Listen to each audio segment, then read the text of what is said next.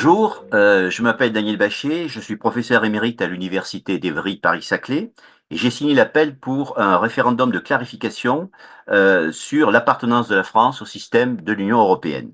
Alors, étant universitaire, je m'intéresse effectivement à ce sujet en particulier, le sujet de la recherche. La loi de finances pour 2025 prévoit 1 milliard d'euros de moins qu'en 2024 pour l'enseignement supérieur et la recherche, doté d'un budget total d'environ 31 milliards d'euros.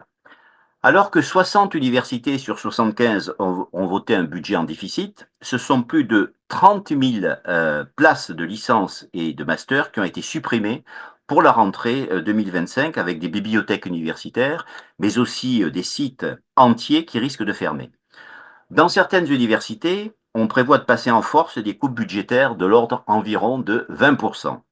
Le projet de loi de finances 2025, qui a été présenté à un Conseil des ministres et transmis en octobre dernier par le gouvernement aux députés, est un des pires budgets pour la France depuis des décennies.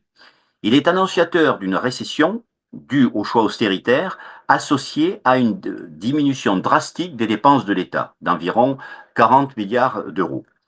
Alors que la situation budgétaire de la France découle du choix des gouvernements d'Emmanuel Macron depuis 2017 de diminuer les sources de recettes en érigeant à dogme la baisse des prélèvements sociaux et des impôts, notamment effectivement pour les entreprises, l'ensemble des populations, dont les plus pauvres, est mise à contribution et la fonction publique est très violemment attaquée, avec notamment l'annonce de la suppression de plus de 4000 postes dans l'éducation nationale et des coupes budgétaires tout à fait sévères.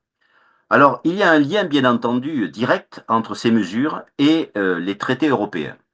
Les États se sont engagés, comme vous le savez, à maintenir leur déficit en dessous de 3% du PIB et leur dette publique à un niveau inférieur ou égal à 60% du PIB. De plus, le traité sur la stabilité, la coordination et la gouvernance, ce qu'on appelle le TSCG, qui a été adopté en 2012, puis effectivement mis en œuvre en 2013, eh bien, a précisément institutionnalisé le dessaisissement du processus budgétaire qui échappe dorénavant au contrôle des gouvernements. Rappelons qu'il faut que les comptes publics sociaux soient en équilibre ou en excédent sur l'ensemble d'un cycle économique et qu'il y ait convergence donc des politiques économiques.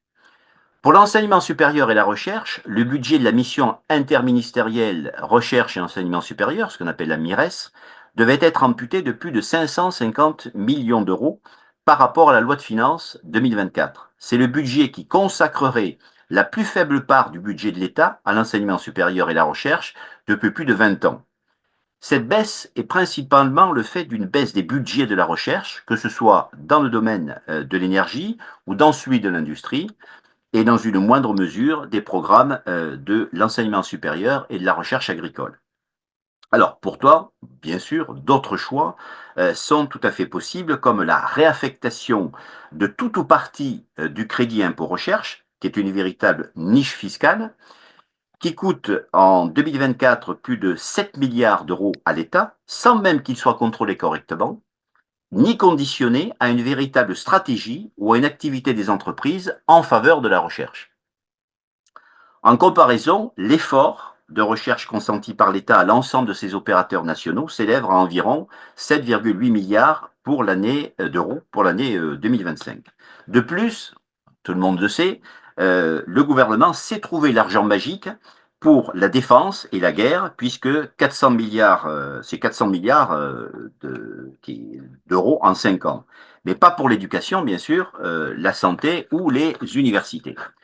Alors bien sûr, les enseignants et les syndicats étudiants se sont mobilisés sur les effets désastreux qu'aurait ce budget pour l'enseignement supérieur et la recherche dans les établissements de recherche par la dégradation des conditions de travail et d'études, le décrochage en termes de recherche avec une répercussion inévitable sur l'ensemble des populations. Alors, les universités, leur personnel, les étudiants sont en très grande difficulté.